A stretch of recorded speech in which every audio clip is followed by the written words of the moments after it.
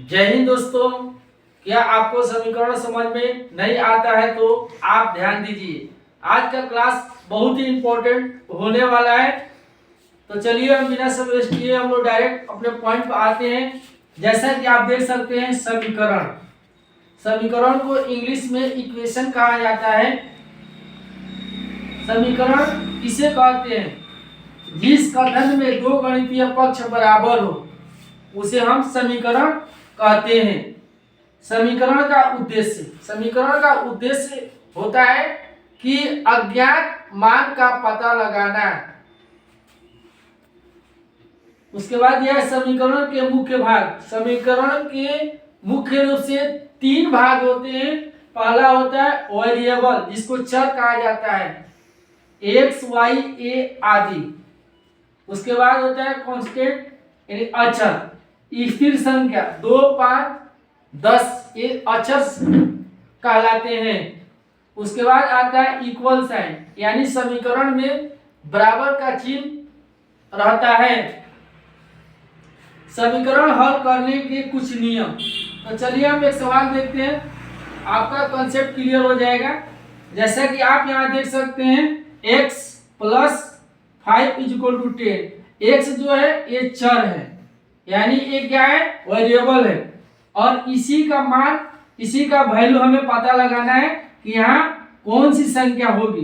दूसरे तरफ आप देख सकते हैं यहाँ प्लस है और ये लास्ट में आप देख रहे हैं 5 जो है अचर है और यहाँ 10 है और ये बराबर, यानी समीकरण में हमेशा बराबर का चिन्ह रहता है।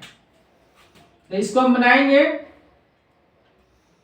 या x बराबर 10।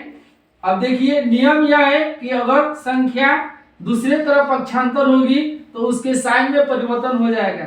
यानी प्लस है तो दूसरे तरफ जाएगी तो माइनस हो जाएगी, अगर माइनस वाली संख्या दूसरे तरफ जाएगी तो प्लस हो जाएगी, और गुणा है तो भाग में बदल जाएगा और भाग है तो गुणा में बदल जाएगा। यहाँ पर प्लस है तो दूसरे साइड जाएगी तो क्या हो जाएगी, माइनस हो जाएगी। तो इसलिए x बराबर क्या हो जाएगा, 10 में से 5 गया 5, यही आपका क्या हो सकता है, आंसर हो सकता है। अब देखिए दूसरा एक सवाल देखते हैं, 2y = 20।